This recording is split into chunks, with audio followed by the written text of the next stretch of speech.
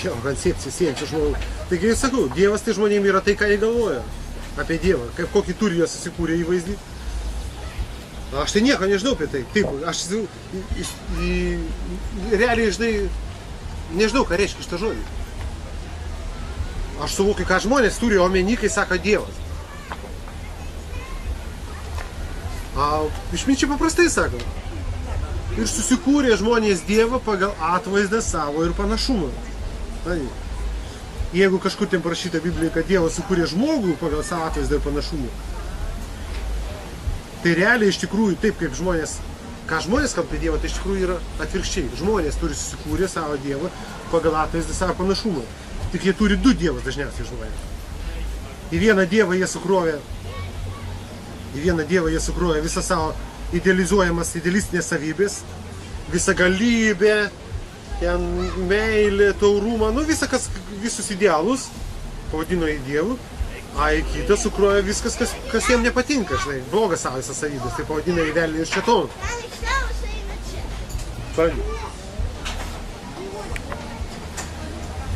Tai va tokia, nu tai kas, žmogaus atžvilgiu yra nuo Dievo. Žmonių atžvilgiu. Man tokia nėra Dievo. Tokia nėra iš vis. Praktiškai gal tai šitoj tai galim būt pasakyti, kad tokia Dievo, kokį turi žmonės įsigalvoja, tokia nėra. Mano žiniomis tokia nėra. Kokį? O kažkoks yra? Ko? Dievas. Dievas? Ką reiškia žodis Dievas, man pasakyti? Pats sakei, ir neši ten Kristo žodis sakei. Taip? Grįžti pas tėvą. Bet tai čia ne Dievas, aš net... Ir Jėzus niekur nevartoja žodžio Dievą. Sako, pas tėvą. Metafora. Už tai, kad motina jau esti tėvė. Motina buvo įtvirta iš tėvo šonkulio, ne, matai savo? Iš tėvo gimė motina. Ką? Dar neįrodyta. Jie kažkur įrodyta, visur iš tikrųjų įrodyta. Tai Aš abejoju. Neįrodyta. Abejot labai gražu. Kas abejoja, tas tobulėja. Kas tiki, tas sustoja. Kas abejoja, tas tobulėja. Tai... Čia toks ir gauna už tai, kad vyras iš tai skaitas aktyvusis pradas. Sprendai? Už tai, kad iš jo gimė motina, vyras pasidalina save. Vyras pasidalina save ir iš savęs. Iš generalo, vadinkim, motiną. O paskui tarp jų gimė sūnus. Tai va. Tai čia yra šiaip Dievas, aš jau matai, jau parašiau, kad ten ir savo blogį parašiau, kaip realiai, žinai. Kas yra Dievas masėm, vadinkim, žinai. Ir kas yra Dievas mistikų, jogui. Vadinkim, va tokį aspektą galim sakyti, žinai. Tai jeigu tu jogo paklausim, kas yra Dievas, tai aš tau sakau, žinai, tai man atrodo, jis pirmą pasakytų, ką reiškia šitą žodį. Ką reiškia šitą žodį, pasakyk. Tai aš kažkur skaičiau, tai žinai labai gerą, tai pasakymą, kad mokinys klausė mokinio, kas yra Dievas, mokytojas atsakė, kad kas yra Dievas, aš tau jį parodysiu. Pasakyk, kas yra Dievas, aš tau parodysiu. Tai čia gal pas mane ir skaityti. Čia man buvo, tai irgi toks biškai provokacinis toks netgi klausimas, žinai, per seminažą. Tai kas, žinai, man šis, kas tau sako, yra Dievas. Kad tu man pasakai, kas yra Dievas, kas yra, tai apskritai Dievas, pasakyk man, žinai, tada aš pasakysiu, kas jis man, žinai. Ir kas prasidės, kas būna, kaip pasakyk, kas yra Dievas. Tai žmogus pradeda pasakot apie Dievą tai, kas yra girdėjęs apie Dievą iš kitų, ar beskaitęs kur nors, supranti. Ir dar pats pradeda prikūrė ten dar savo, žinai. Jis kūrė lygdo. A ką jis girdėjęs, tai skaitęs, tai yra kitų jau prikurta. Plius dar gali savo improvizacijų pridėti. Vat kas yra Dievas. Galima kalbėti, žinai, apie... Nu, bet nežinau, gal neverta, nu tiek to užsimint galima, žinai. Apie biblinis atsvadinimas, knyginius dievus, žinai. A tai kas sako, taigi Biblija Dievo žodis, žinai. A iš kur žinai, kad Biblija Dievo žodis? Sako, Biblijoje parašyta. Tai dabar, sakau, paimsiu ant tualetinio popieriaus, parašysiu, žinai, klėdėsiu krūvą ir rašysiu čia Dievo žodis.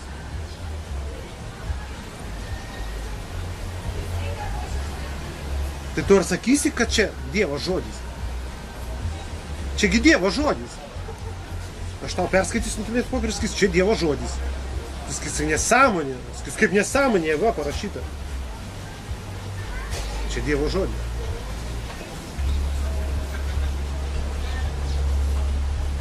Bet čia, nu, taip, čia, nu, tokia fanatikuojanti jau, žinai, sritis, fanatikuojančių sritis, tai su sveiku protu nieko bendro neturi, tai nežinau, čia neverta gal kalbėti, žinai. Gal žmonės, prasme, bijo Tai, klausti. mes jau kalbėjom, čia Klaipėdoje, aš kai kalbėjau per seminarą, šitą nagrinėjom šitą temą, čia yra iš tikrųjų iš instinktyvaus proto einantį į programą lyderiui paklūsti.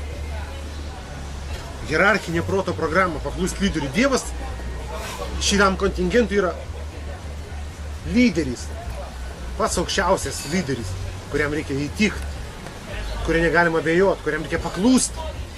Supranti? Bet koks maištas, abejonė lyderiui, jam grėsia bausmė nuo lyderio, atstumimų nuo bandos. Supranti? Čia pradeda veikti instinktyvus proto sfera. Iš čia randasi fanatizmas. Nu, dar reikia kitas trupučiukas civilizacijas, tokiam tam tikros, žinai, šešėlinės, tokias pasąmoninės programos.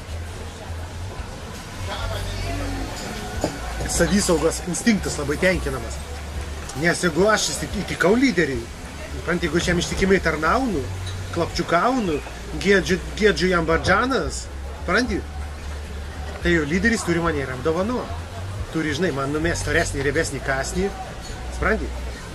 Va čia tokia instinktyvus proto sfera. Todėl ir yra dar gyvastinga ta tikėjimo dogma. Tikėti turi, lyderių turi tikėti. Kaip drįsti abejoti lyderių?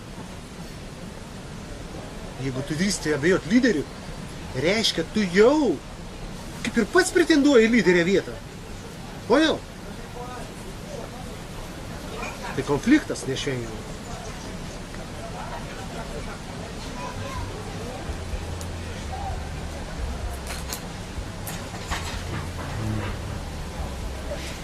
Matai, koks gaunasi cirkas, kad į mūsų protas šitas, jisai didžiąją dalimi vėlis yra gyvulinės kilmės. Per beždžionę pagamintas. Jam labai stipriai veikia instinktai, žiauriai. Plius intelektas. Kas yra intelektas? Kuris supaišo šitai sąmonę, savimonę, visą atmintį? Tai dar atskiras dalykas, kaip yra? Intelektas? Faktiškai atskiras dalykas. Intelektas tai yra kompiuteris. O kompiuteris turi kompiuterį. Tai jis atskiras dalykas, ar ne? Bet tu jo naudojasi. Jeigu tu atsidarai ir žiūri ten pornuchą, kompiuterį iš to, varai pornuchą, tai ką tu darai? Tai praktiškai gyvulinį pradą tenkini. Kompiuteris tampa tau įrankiu tenkinti savo gyvulinį pradą. A jeigu tu žiūri, vadinkim tas vadinamas dvasinės kažkokias temas, mokslinės temas, pradė, tai tu jų tenkini kitą aspektą, dvasinį aspektą tenkini. A kompiuteris ir yra tik tai tavo intelekto pratęsimas. Tavo intelekto analogas atspindys va šitam plane. Smegenų pratęsimas tavo. Tai kompas, intelektas, jis yra neutralus dalykas. Kam jis tarnaus? Čia priklauso nuo tavo brandos. Tai čia intelektas protas yra. Matai, kai savoka protas, tai jisai trupučiuką jau kitaip skamba. Intelektas, viskas turi intelektą.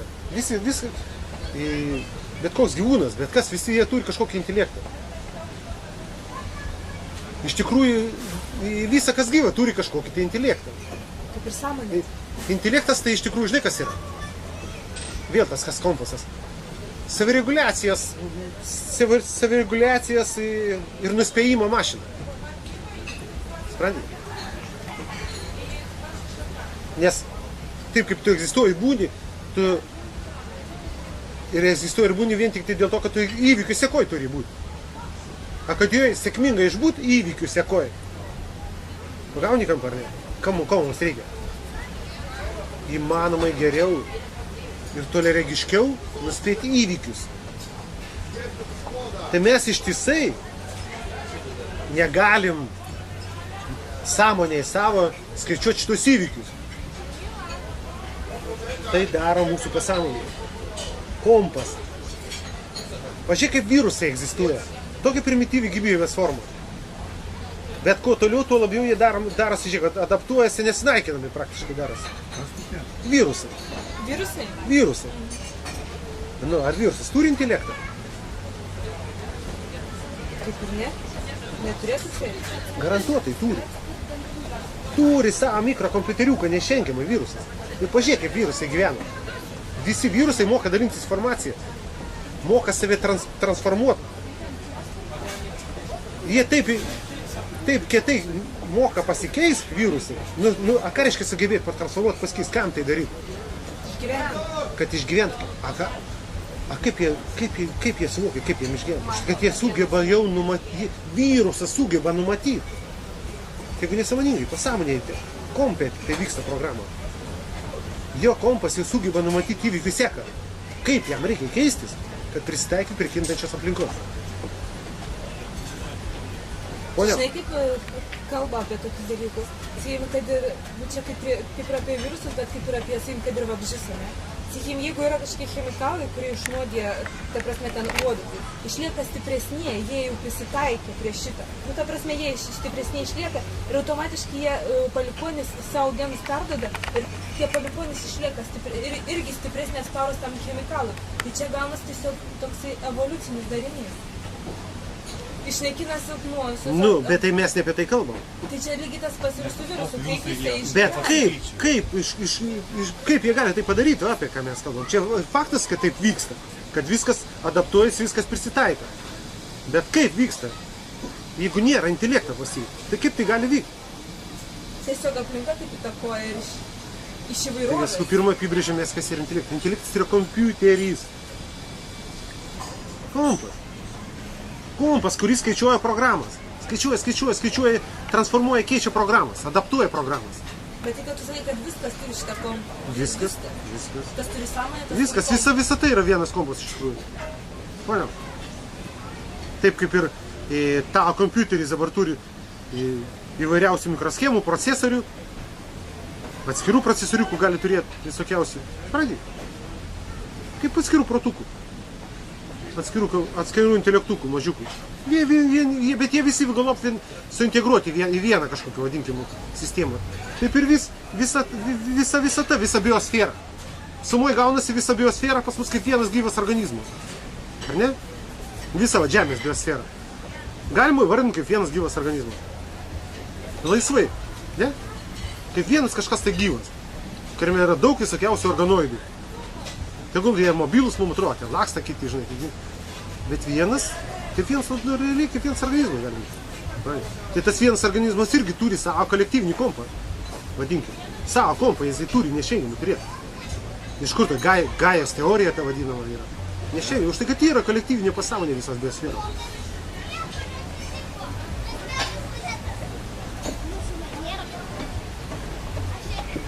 Tikra gira. Jonas.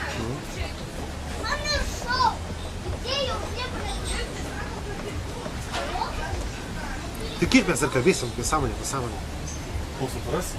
Galim tik temą pakeisti. Tai kurioje vietoje nesupranti, tu turi klausti. Jeigu tau nėra klausimų, tai nėra ir supratimų, reiškia. Taigi aš kaip Arba dar nėra. apie iš kitos temos. Arba jo nėra, arba dar nėra. Kaip? Klausimų. Ramiai, svarbiausia, ramiai, žinai.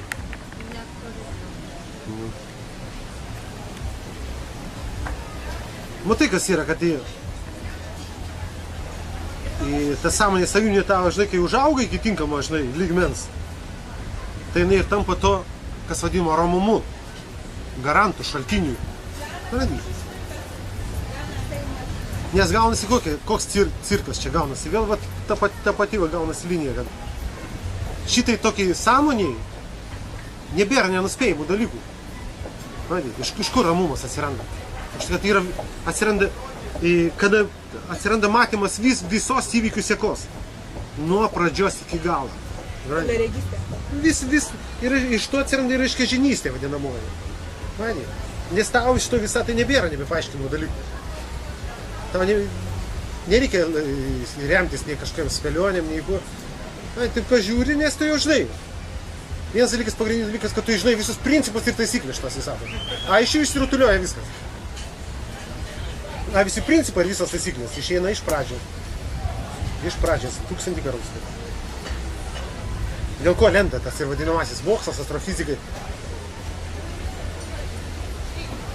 Ir pačią pradžią, sako, nuo pat pradžių, kad viską paaiškinti, sako, mums reikia teorijos, kuri paaiškintų viską. Bet tam, sako, reikia lysti pačią pradžią. Poinal. Ir aš per savo seminarus, per kalbas visą laiką tai sakau. Jūs, sakau, norit, kad aš čia pradėčiau kalbėti, žinai. Apie karmas, apie sąmoningumus, apie santykius. Bet tai yra neįmanoma jums suprasti. Tol, kol jūs nežinotumėt, kaip buvo iš pradžių. Čia lygiai tas pats kaip knyga, atsiversti skaityti. Nuo krašto, nuo pabaigos, nuo vidurio. Bet neskaitai pradžios. Knygas pradžios neperskaitai. Tai tu sėdėsi ir spėliosi nesąmonės savį. Kursi savo pradžias visokį. Tai ir yra dievus visokius kursi. Reikia eiti žiūrėti į pradžią. Bet pradžia, matai, kas gaunasi. Kad pradžia yra labai be galo totaliai abstrakti. Absoliučiai abstrakti, absoliuti abstrakcija gaunasi.